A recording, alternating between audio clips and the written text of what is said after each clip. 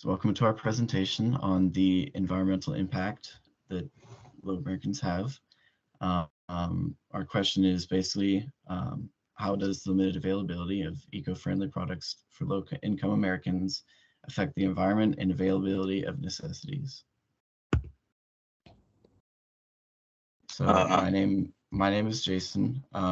My research was originally centered around invasive species, and it was mainly focused around Georgia. Um, and then the specific species was Syrinx noctilio. my name is Nicholas Goolsby.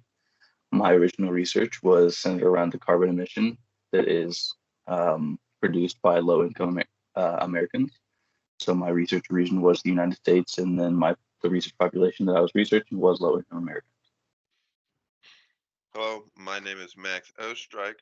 My original topic was the effect of climate change on the availability and quality of food and how that will affect lower income Americans. My basic findings were higher temperature, increased CO2 levels, and more extreme weather phenomenon all result in farms being less profitable and the food being produced containing less zinc, iron, and protein, all of which are vital nutrients.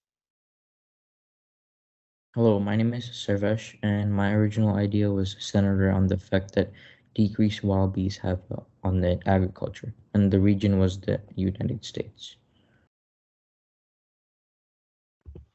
So as for our reasons for collaboration, we originally had two subgroups with Goolsby and Ostrike in one of them, and then Prabhu and myself in another. Goolsby and Ostrike were originally researching more broader topics relating to poverty, and that's how our question got the basis of low-income Americans. And then Prabhu and myself were originally focused on more specific insect species, which also happened to affect the agriculture industry. So we decided to work together. Ostrike and Goolsby were good at finding sources and annotating them.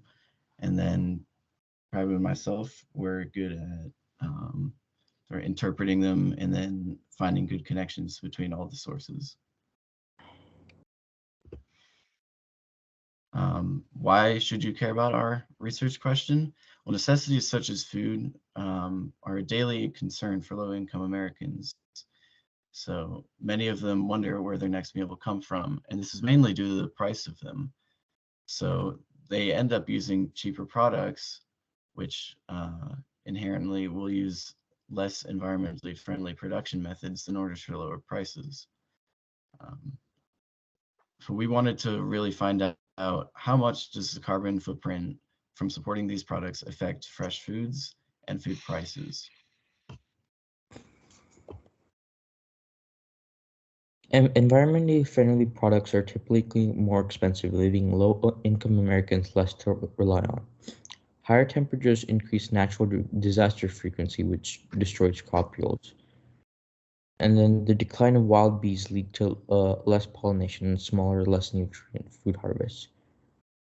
These all could be avoided, but cheaper alternatives to heating, such as wood stoves, are too expensive for low-income Americans to afford, and fueled by firewood, which leads to even more environmental complications from invasive species and carbon footprints.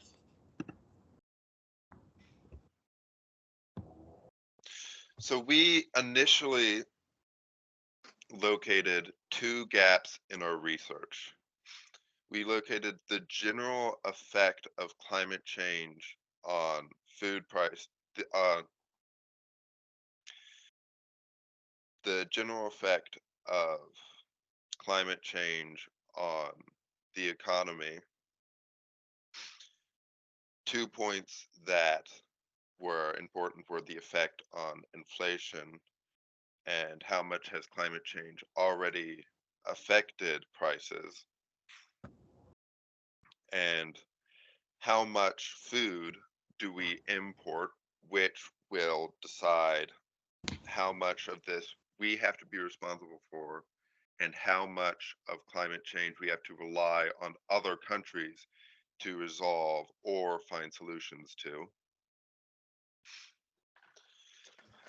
So as for the economic effects, one of the big reasons that's important is as the economy declines, that affects how much action we can take against climate change. As we've already discussed, climate change,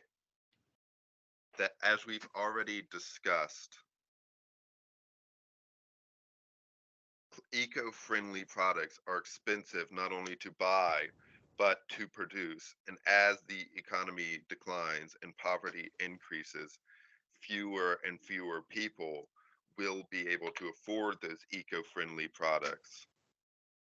And the government will become less profitable, which will affect their ability to instate policies that will help the climate. And the amount of food we import is important because as if we import food from other countries, we have to rely on them to maintain good food quality and low pollution versus us maintaining good food quality and low pollution, which will result in changes in policies needed to address this based on foreign affairs.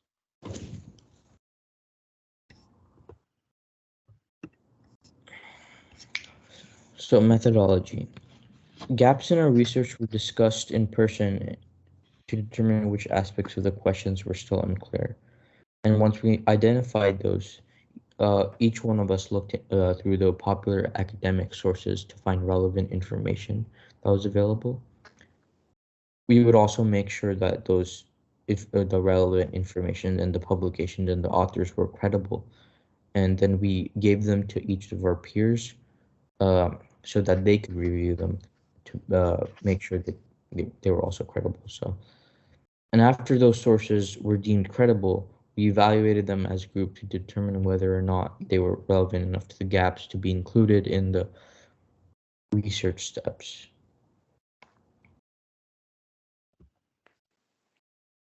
So the implications that were made by our research, our further research that we did, were that we had cheap products that low-income Americans could buy.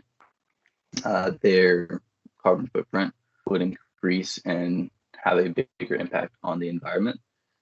And then this will continue on to further develop climate change due to the fact that we don't have low-income Americans.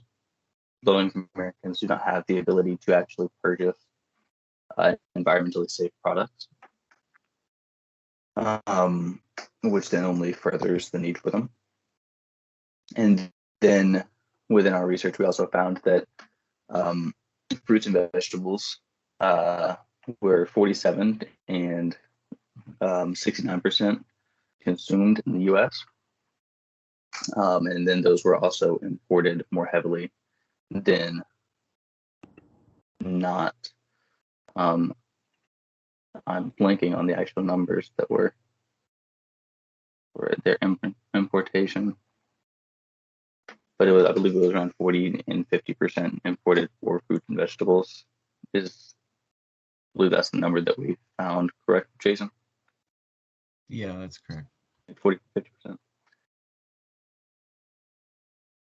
And so that then